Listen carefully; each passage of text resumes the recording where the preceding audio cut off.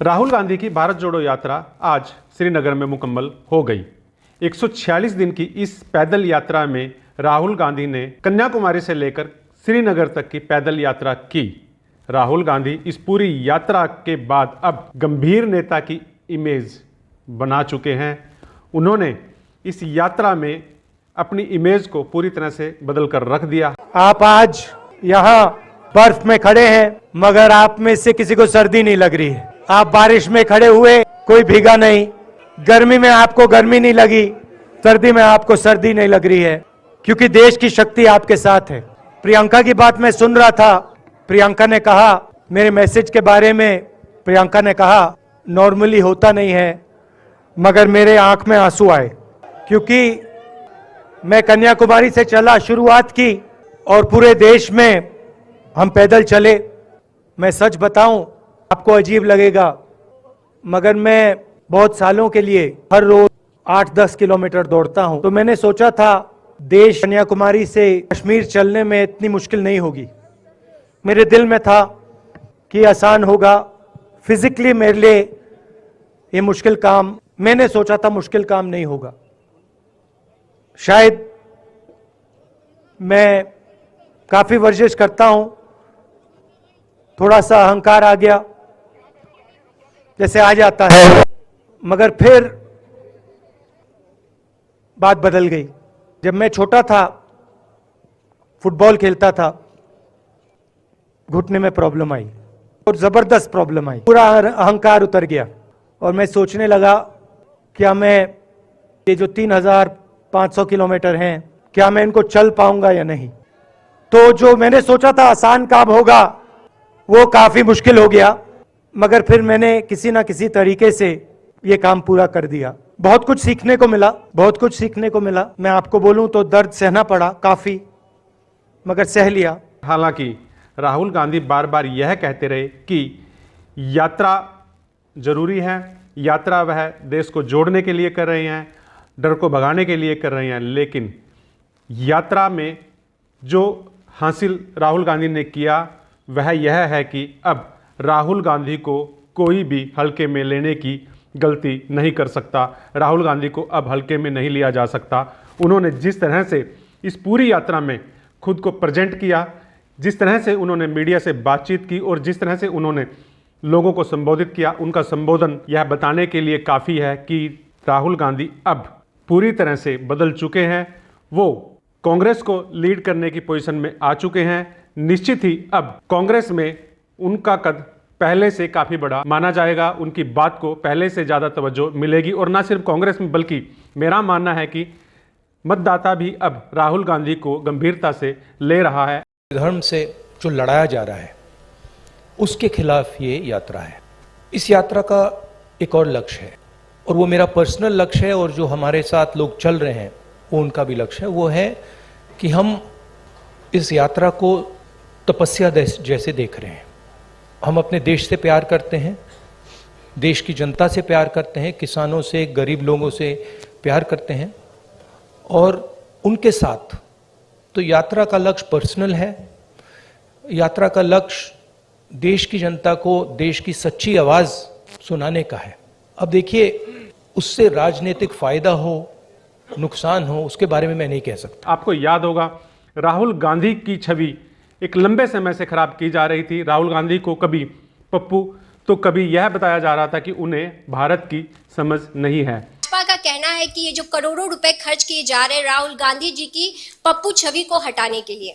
तो आपका सवाल ये, और this is also statement. Sir, सवाल है कि आपकी छवि को बदलने के लिए क्या करोड़ों रुपए खर्च किए जा रहे हैं इस भारत जोड़ो यात्रा को लेकर, ये भाजपा का कहना है। नहीं, मेरी छवि को खराब करने में हजारों करोड़ रुपए लगे, हजारों करोड़ रुपए लगे। हाँ, और वो बीजेपी के लोगों ने सिस्टमैटिकली किया, उनकी लीडरशिप ने सिस्टमैटिकली किया, मगर वो इनइफेक्टिव है। तो वो तो आपको दिखने को मिल रहा है। जैसे मैंने बोला, हजारों करोड़ रुपए से सच्चाई नहीं दबाई जा सकती। राहुल गांधी ने अपनी इस यात्रा के दौरान इन सारी मिथकों को तोड़ दिया है। जो छवि उनकी गढ़ी गई थी, विपक्ष के द्वारा जो छवि उनकी बनाई गई थी, राहुल गांधी उस छवि के झोल से अब बाहर आ चुके हैं और उन्होंने साबित कर दिया कि वह गंभीर नेता के तौर पर समझ रखते हैं, वह देश को समझते हैं। और जिस तरह से उन्होंने कन्याकुमारी से लेकर श्रीनगर तक की यात्रा की और इस यात्रा के दौरान उन्होंने जो अनुभव किया, निश्चित ही वह उनकी राजनीतिक समझ को विकसित करेगा। और अब राहुल गांधी मुद्दों पर गंभीरता से बात करेंगे और उनकी बात को अब सब लोग गंभीरता से लेंगे। यह भी राहुल गांधी ने इस यात्रा के दौरान हासिल किया है। इतना ही नहीं, कांग्रेस में भी एक पक्ष जो राहुल गांधी को यह मान रहा था कि वह नेतृत्व नहीं कर सकते और कहीं ना कहीं राहुल गांधी और गांधी परिवार पर सवाल खड़े किए जा रहे थे, राहुल गांधी ने अपनी इस यात्रा के बाद उन नेताओं का मुंह बंद करने की भी पूरी कोशिश की है। हम देख रहे थे कि किस तरह से कन्याकुमारी से जब राहुल गांधी चले थे और श्रीनगर तक राहुल गांधी गए थे, इस पूरे रास्ते में किस तरह से कांग्रेस के दिग्गज नेता राहुल गांधी के साथ खड़ा होने के लिए, राहुल गांधी के साथ चलने के लिए ललायित थे। सबकी कोशिश यह थी कि राहुल गांधी के साथ उन्हें कुछ कदम चलने का मौका मिल जाए और वह इस मौके को छोड़ना नहीं चाह रहे थे। इतना ही नहीं, कई विपक्ष के नेता भी राहुल गांधी के साथ चले, राहुल गांधी के साथ कई सारी हस्तियां भी चली। यानी कि कहीं ना कहीं अब यह मान लिया गया है कि राहुल नेतृत्व करेंगे और उनके नेतृत्व को स्वीकार लिया गया है। राहुल गांधी ने 7 सितंबर से अपनी यात्रा शुरू की थी और 3570 किलोमीटर का सफर तय किया। 146 दिन के इस सफर में राहुल गांधी ने 14 राज्यों की सीमाओं को छुआ। इसमें तमिलनाडु से कन्याकुमारी से केरल, आंध्र प्रदेश, कर्नाटक, तेलंगाना, महाराष्ट्र, मध्य प्रदेश, गुजरात, राजस्थान, यूपी, दिल्ली, हरियाणा, पंजाब और जम्मू कश्मीर शामिल हैं। हालांकि राहुल गांधी बार बार बोल रहे हैं कि उनकी यात्रा का मकसद सियासी नहीं है और यहां तक कि जब मीडिया भी उन्हें इस तरह के सवाल करता था तो वह इन सवालों का बड़ी बखूबी जवाब देते थे और यह कहते थे कि नहीं, यह यात्रा भारत जोड़ने के लिए है, भारत से डर और नफरत को भगाने के लिए है। लेकिन जानकार कहते हैं कि देश के दक्षिण से उत्तर तक इस यात्रा के जरिए कांग्रेस ने 372 लोकसभा सीट पर फोकस किया है। कांग्रेस के सीनियर लीडर में शामिल एक पूर्व मंत्री ने नाम न जाहिर करने की शर्त पर कहा, भारत जोड़ो यात्रा के जरिए हम राहुल गांधी की नई इमेज तैयार करने में कामयाब रहे हैं। करीब 5 महीने बाद राहुल जनता से जुड़े गंभीर नेता के तौर पर सामने आए हैं। अब वे विपक्ष को लीड कर सकते हैं और प्रधानमंत्री पद के कैंडिडेट भी हो सकते हैं। राहुल की यात्रा जिन राज्यों से गुजरी वहां विपक्ष के नेता राहुल की यात्रा में शामिल हुए। शिवसेना के उद्धव गुट से Sanjay Raut, PDP chief Mehbooba Mufti, national conference से उमर अब्दुल्ला राहुल के साथ दिखाई दिए। तो बिहार के मुख्यमंत्री नीतीश कुमार ने भी यात्रा के बाद राहुल से मुलाकात की बात कही है। हालांकि तेलंगाना के मुख्यमंत्री केसीआर और पश्चिम बंगाल की सीएम ममता बनर्जी ने यात्रा से दूरी बनाए रखी है। अपनी इस यात्रा में राहुल गांधी ने एक और बड़ा काम किया और वह काम यह था कि राहुल यात्रा के दौरान मंदिर भी गए, मस्जिद भी गए, चर्च भी गए और गुरुद्वारे में भी गए। यानी कि उन्होंने कहीं ना कहीं यह संदेश देने की कोशिश की कि वह सर्वधर्म सद्भावना में यकीन रखते हैं। और इसमें मजेदार बात यह रही कि वह जहां जहां गए उसी तरह के वेशभूषा धारण करते रहे। राहुल गांधी की ओर से यह नहीं बताया गया कि यात्रा के बाद वह क्या करेंगे, यात्रा के बाद उनकी रणनीति क्या होगी, क्योंकि अभी लोकसभा चुनाव में वक्त। राजनीतिक समझ रखने वाले मान रहे हैं कि अब इसके बाद राहुल गांधी और ज्यादा सक्रिय होंगे। वह कांग्रेस में खुद को स्थापित कर चुके हैं, वह देश में भी एक नेता के तौर पर खुद को स्थापित कर चुके हैं और अब वह सरकार पर और ज्यादा तेजी से हमलावर होंगे। राजनीति की समझ रखने वाले लोगों का मानना है। लोगों का मानना यह भी है कि राहुल गांधी डर से आगे की बात कर रहे हैं, डर से आगे बढ़ने की बात कर रहे हैं और कहीं ना कहीं यह बात उनके दिमाग में तब से आई जब से उन्हें ईडी ने पूछताछ के लिए बुलाया। ईडी ने जब से उनसे पूछताछ की और इसके बाद ऐसा लग रहा है कि राहुल गांधी के मन से ईडी और सरकारी एजेंसियों का डर दूर हो चुका है। वह इस यात्रा के दौरान जन समर्थन हासिल कर चुके हैं।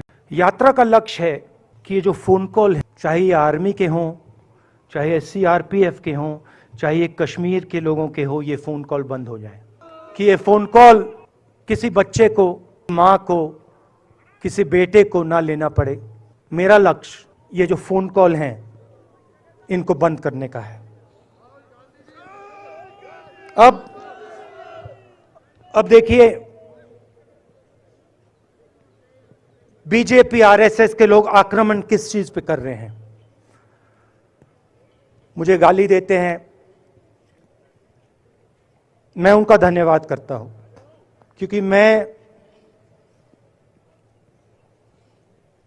मैंने आपको शून्यता की बात की, शिव की बात की, उसको मैं समझता हूं और मैं दिल से उनका धन्यवाद करता हूं कि जितना भी वो मेरे ऊपर प्रेशर डालें, जितनी भी गाली लगाएं, जो भी वो करें उससे मैं सिर्फ सीखता हूं। तो मैं एक प्रकार से उनका धन्यवाद करता हूं। मगर जो मैंने आपको बात बोली पहले, चाहे वो कश्मीरियत है, चाहे वो वैष्णव जंतो है, चाहे वो शंकर देव जी हैं, बसवा हैं, नारायण गुरु हैं, तिरुवल्लुवर हैं जो तमिलनाडु के बड़े पोएट हैं, फूले जी हैं, और जो कश्मीरियत हैं, ये इस विचारधारा पे आक्रमण कर रहे हैं। और ये जो विचारधाराएं हैं ये इस देश की नींव है, इस देश की फाउंडेशन है। और आपने जो किया, जो यात्रियों ने किया, हम सब ने किया, इस विचारधारा की रक्षा के लिए किया है। मैंने ये काम अपने लिए नहीं किया, मैं ऐसा काम अपने लिए कभी कर ही नहीं सकता हूं। मैंने ये काम हमारे कांग्रेसी मित्रों को ये अच्छा ना लगे, मगर मैंने ये काम कांग्रेस पार्टी के लिए भी नहीं किया है। मैंने ये काम, और हम सब ने ये काम हिंदुस्तान की जनता के लिए किया है। और हमारी कोशिश है कि जो विचारधारा इस देश की नींव को तोड़ने की कोशिश कर रही है, जो विचारधारा इस देश की नींव को तोड़ने की कोशिश कर रही है, उसके खिलाफ हम खड़े हों, मिलकर खड़े हों, नफरत से नहीं, क्योंकि वो हमारा तरीका नहीं है, मोहब्बत से खड़े हों। मैं जानता हूं कि अगर हम मोहब्बत से खड़े होंगे, प्यार से बात रखेंगे, तो हमें सफलता मिलेगी। और उनकी जो विचारधारा है उसको हम सिर्फ हराएंगे नहीं, मगर उस विचारधारा को हम उनके दिलों से निकाल देंगे। तो आपने, देश की जनता ने हमारा समर्थन किया। हमारी कोशिश है कि हमें, बीजेपी ने एक जीने का तरीका, राजनीतिक तरीका दिखाया है। हमारी कोशिश है कि हम एक और तरीका, जो हिंदुस्तान का तरीका है, मोहब्बत का तरीका है, वो हम देश को दिखाएं, हम देश को याद दिलाएं कि हिंदुस्तान मोहब्बत का देश है, इज्जत का देश है, भाईचारे का देश। तो हमने जो कहा था, छोटा सा कदम लिया है, बड़ा कदम नहीं है। नफरत के बाजार में मोहब्बत की दुकान खोलने की कोशिश की। धन्यवाद। देखना यह होगा कि राहुल गांधी ने अब अपनी जो छवि गढ़ी है, राहुल गांधी अब छवि को आगे और कहां तक और कितना लेकर जाते हैं।